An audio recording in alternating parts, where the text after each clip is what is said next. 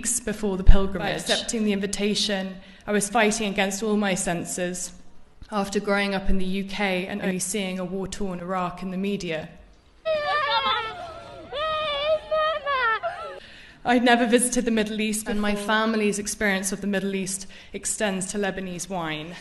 I'm a photojournalist. I'd been working for 3 years. I accepted to walk Arba'in as it was the most positive, peaceful story about a misunderstood religion in a country and region that had been historically reported negative.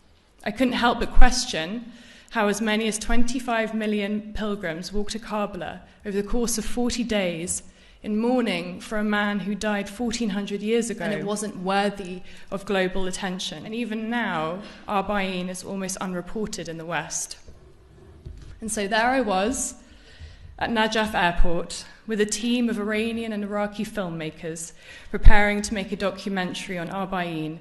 For 3 weeks, we walked Arba'in via the quiet pathways in Hilla, along the Euphrates River, and towards the heart of Karbala, via what pilgrims fondly call the highway of love. I was moved by the compassion I personally encountered, and also between pilgrim to pilgrim, many of whom had flown from the US and Asia and UK. I was surprised to meet a woman who worked for HSBC in London. While meandering our way through these date palm forests towards our accommodation for the night, I've been informed that if you stay in the men's mokebs, you'll experience a strong symphony of snoring. But I can tell you in the women's mokebs, you have to be prepared for toddlers poking you awake and the sound of newborn babies crying.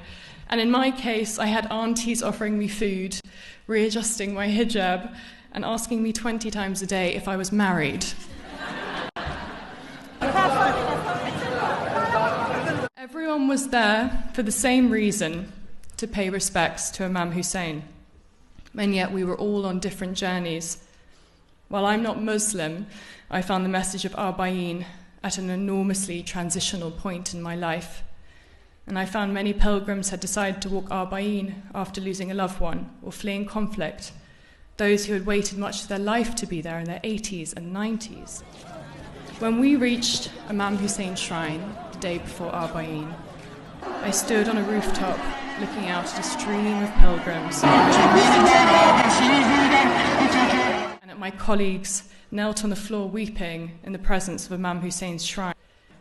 I felt overwhelmed and confused.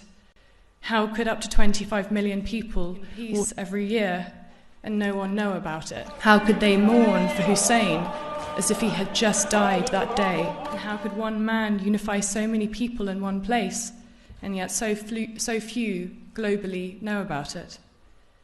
This is something I continue to reflect on in Iraq as we finish filming, and when I returned back to the UK. I spent 2018 deeply frustrated by the contrast between my experiences and what the British media spouted. While Arba'in is no doubt a time of deep mourning, there is so much joy to be found too.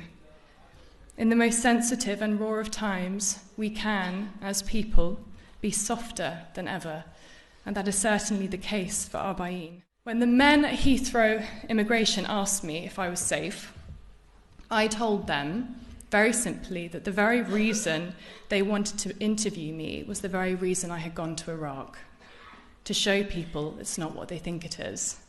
I opened my laptop and I showed them my photographs, and I showed them these pictures from the pilgrimage. They started to ask me about Shia Islam and what Iraq was like, and in that moment, 3 non-Muslim male police officers apologized for making the assumption that I was in danger simply because I'd been in Iraq. We must collectively stand up on the right side of history, up against injustice, just as Imam Hussein did 1,400 years ago. There's no more important message in my life to share than this.